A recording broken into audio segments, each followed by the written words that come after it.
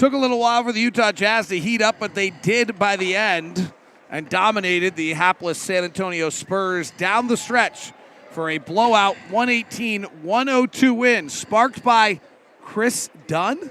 Yup, we're talking about it on POSTCAST. David Locke, along with Ron Boone, as the Utah Jazz have moved to 7th in the Western Conference with a win, tied with the Warriors and the Wolves now with 500 records.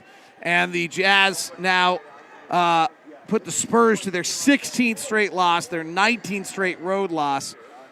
This was a tale of two halves. The Jazz got blasted early, down 19-5. And then the Spurs kind of held on. And they really disrupted everything Utah was doing in the first half. The Jazz offensive rating in the first quarter was an 84. It was a 102 by the second quarter. It was a 106 by the third. Like, they weren't getting that much better. It was really the Spurs defense was causing the Jazz lots of problems. And frankly, the Jazz defense is what kind of kicked in the second half that changed the game. But what did the Spurs do that caused the Jazz so many problems, and why were they able to finally break through? They took the Jazz out of their offense for the most part, because when I saw this morning, the Jazz were going to do a lot of slips. I mean, they were going to set screens and slip to the basket and try to force the defense to overreact one way and get some layups, get some points in the paint. That did not happen. I think the switching 1 through 5 kept them from doing those things. And then the fact that they were knocking down three-point shots, I mean, just really separated themselves from the Jazz because of that. Now, if the Jazz aren't scoring and they're giving up threes, now all of a sudden you're down 14 points. The Jazz Spurs opened the game going 8 of 18 from 3. They went 4 of 8 in the first quarter. They went 4 of 10 in the second quarter, and then they went 1-4 the rest of the way. That changes the game a great deal. The Spurs came in as the 21st ranked three-point shooting team, taking the 28th most in the league. It was unnatural for them to hit 7 of 14 above the break threes to open the night. That we kind of said that was going to finally quell. The Jazz kind of weathered that storm.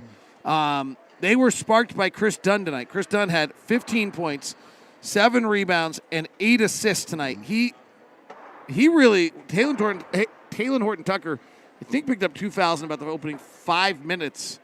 We were just, did not have anything, and he was the one guy that was getting in the lane and making plays, and then he continued to all night long. And you could see that after the San Antonio Spurs was up 14, they didn't go up any more than that. And it was because of Dunn's play there, especially there in that second quarter, that really kept them from separating themselves from the Jazz, and to the point where the Jazz are down 20 or something like that. But Dunn had one heck of a second quarter, I thought, that really got things going there for the Jazz. I think in that second quarter, he ended up with, boy, where is he? Well, he ended up with 15. And he had 11 points at the half. And David, he did not turn the ball over one time. Wow, that's incredible. Really, you said during the broadcast tonight, Kris Dunn arrived at the perfect time.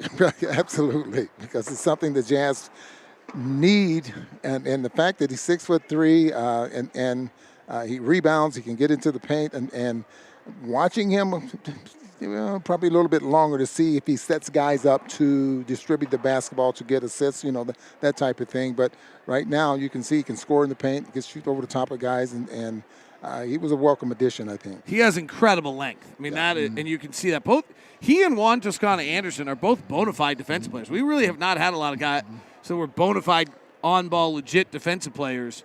Those two guys, if you're the opposing player and you're coming up the floor and one of those two guys is guarding you, you are not real pleased about it. Yeah, we saw that with Anderson on a couple of occasions here tonight.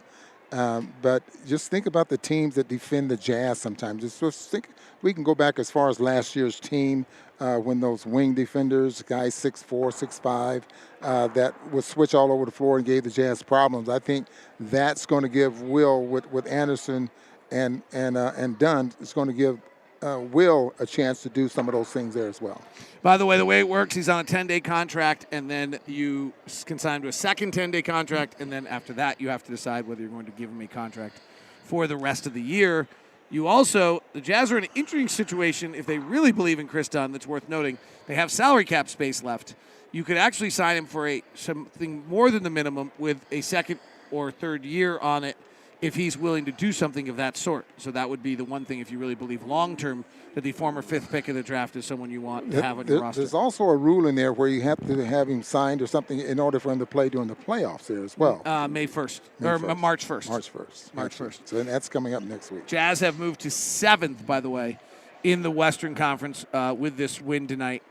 Tied with the Warriors and the Wolves. I saw the question come in, who do we want to win tomorrow when the Wolves and the Warriors play? My answer to that is I think we always want the Wolves to lose because we have their draft pick. And so we probably are rooting for the Warriors in that one. If you have to pick someone to root for, I would do that.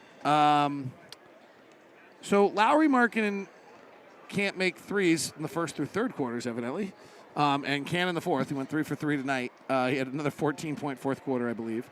He finished with 27 again tonight. They really were zeroed in on him, and he broke them in the fourth quarter. Yeah, it started by him driving to the basket, and he has a very good ability when he's driving. Doesn't hardly get that high off the floor, but he has a little move where he puts the shoulder into the guys, and then he hangs a little bit and able to bank it off the glass. But at that height, and his ability to put the ball on the floor and does what he's doing, just shows that I need to change my game. And I'm not just going to run around trying to shoot threes or anything like that. I need to change my game and make some things happen. And he's been able to do that. He's a second-half player. It's interesting. If he doesn't get started in that first quarter, like he's done sometimes, then that second half he usually gets going. It's interesting. He seems so much more confident with his power game, right? When the three doesn't go, he has this other option, and he seems really confident playing with that. Even showed the dexterity of trying a left-handed runner at one point tonight. It did not go in, but it seemed like it was viable. So, I mean, I think that's like when you talk about his growth and his development, one of the coaches talked about how confident he seems in his decision-making in everything he's doing. I think that's what you're seeing is him understanding the game and understanding which skill he can use. Yeah, and absolutely, and I totally agree with that. And if I remember correctly, I think he's about 62% in the paint at the rim. I got it. You have it? I think he's 62, somewhere in there. Let's see. David's little spreadsheet pops up. Lauri Markkanen, 70% at the rim, 47% in the paint non-restricted area. Yeah, so that tells you right there that, he's really helped this game.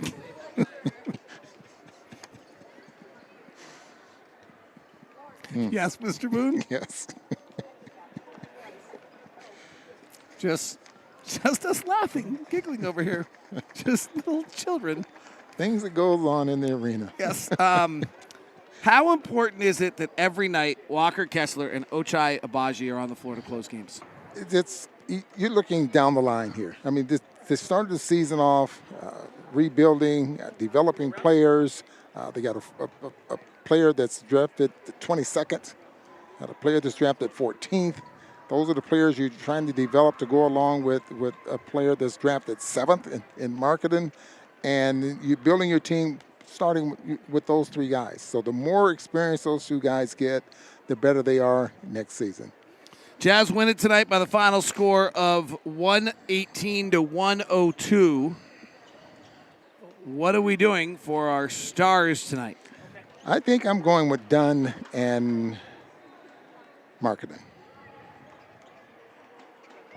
Ochai was plus 20 tonight. Yeah, I'm going with Dunn and Markkanen. Walker Kessler had 9 points, 12 rebounds, 2 assists, 5 blocks tonight. It was plus 10. Start looking at when things happen. And so how we went small. We went to the small lineup with Rudy Gay at center in a 1-point game. Maybe I have to give Rudy Gay a star for playing with a broken nose on a mask that doesn't fit him entirely. Yeah. Lauri Markkanen? Yeah.